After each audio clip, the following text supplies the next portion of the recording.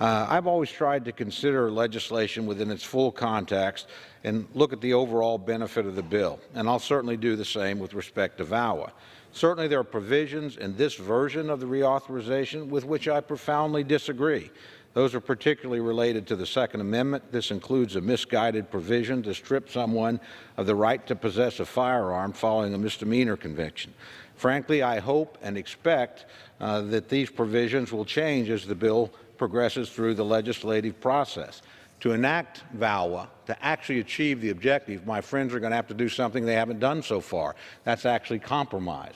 And they'll have to compromise with a Republican Senate and a Republican President, or this important legislation will not come into law.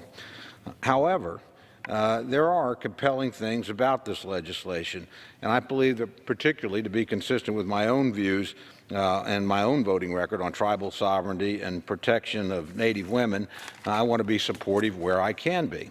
In 2013, Congress authorized the tribal court's jurisdiction over non-Indian offenders that are arrested for committing domestic violence or assault against women, tribal members, and Indian lands. The legislation we're considering today expands this jurisdiction to include not only women, but also tribal children. Further, it extends critical protection to tribal police officers. There are several important amendments that will be debated related to Indian country, and I urge the adoption of all of them.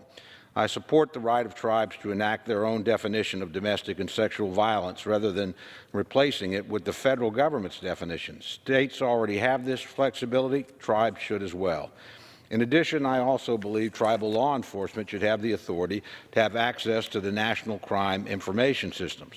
Mr. Speaker, more than 4 out of 5 American Indian and Alaskan Native women have experienced violence in their lifetime. More than half of the American Indian and Alaskan Native women have experienced sexual violence in their lifetime. American Indian and Alaska Native women are almost twice as likely as white women to have experienced violence in the past year. Native women face murder rates more than 10 times the national average in some parts of the country. They are also more than twice as likely to have experienced rape than non-Hispanic white women over the course of a lifetime. Given these statistics of acts of violence, 96% of American Indian and Alaska Native women who are victims of sexual violence experience violence at the hands of non-Native perpetrators. To reiterate, nearly all the violence committed against Native women is committed by non-Natives. Mr. Speaker, I do not believe the protection of all women and children is or should be treated as a partisan issue. Tribal governments, through trust and treaty obligations, should have the same authority as states to protect women and children in vulnerable situations. All states, tribal, and local law enforcement authorities should have access to use of the same tools to prevent these crimes on or off reservations. As I've said before, hunters know where to hunt, fishermen know where to fish, and predators know where to prey.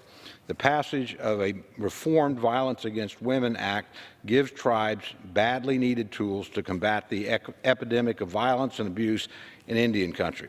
Mr. Speaker, I urge all members of the House of Representatives to work together in a bipartisan manner to create, in the end, a bill that can pass both chambers and be enacted into law. With that, Mr. Speaker, I yield back the balance of my time. Gentleman from